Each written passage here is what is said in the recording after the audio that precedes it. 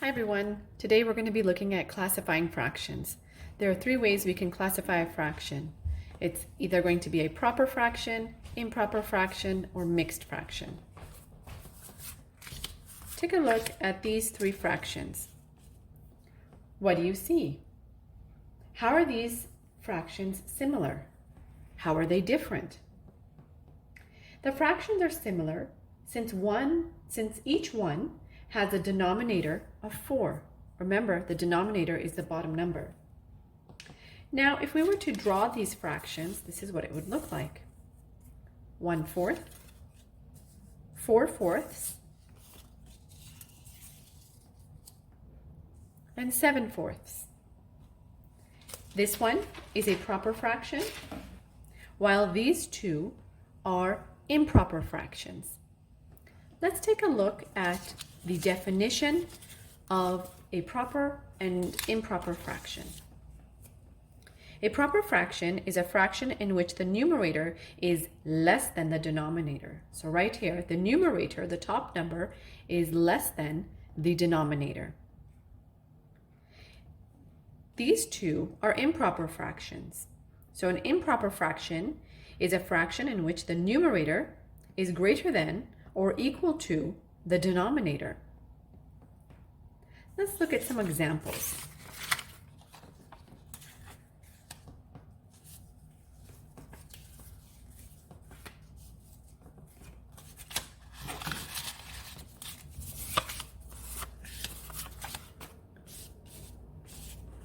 Let's look at these three examples.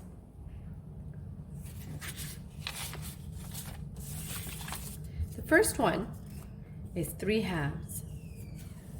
The second one is 2/5. And the third one is 3/3. Now, what are these fractions? What type of fractions are they? Well, the first one is an improper fraction because the numerator is greater than the denominator. The second one is a proper fraction because the numerator is less than the denominator. The third one, 3/3, is an improper fraction because the numerator is equal to the denominator. So it is an improper fraction. Try this one yourself. What do you think it is? Improper or proper fraction? If you guessed improper, you're absolutely right.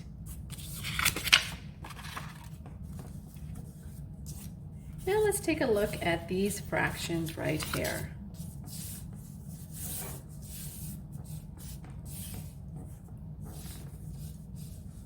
Put these on top. I'll add some labels. 2/2, 3/3,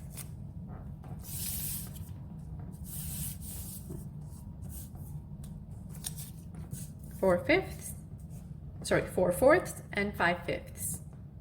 What do these fractions have in common? Well, each fraction has a numerator that is equal to its denominator. Each of these fractions is an improper fraction and is equal to one whole. Regardless of how many pieces it's cut into, we would refer these as one whole fraction.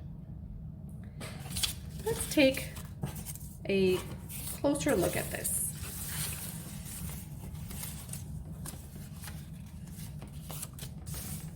If we have a fraction like this, how would you write this fraction? Well, if we were to write it in an improper way, we would have to count the total number of equal parts in 1. So each one has 1, 2, 3, 4. 1, 2, 3, 4.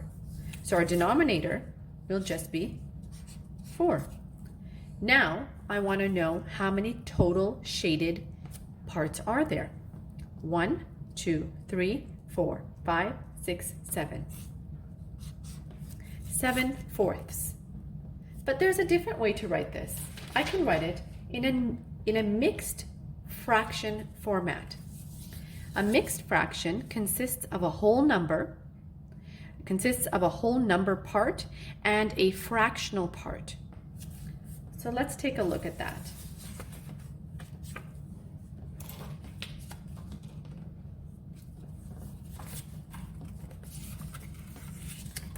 If we look at each part of this fraction individually, this one would be 4/4. This one would be 3/4. And when you add them together, and remember when we add, and I'll make another video of how to add fractions. You add straight across. 4 plus 3 is 7. And we're not going to add the bottom because that's our denominator. We're going to keep it the same. 7/4.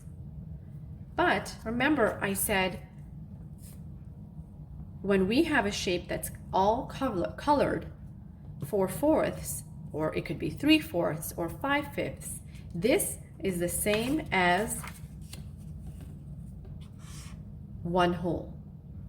So now 1 whole plus 3/4 equals 1 3/4. And that is a mixed fraction. 7/4 and 1 3/4 are equal.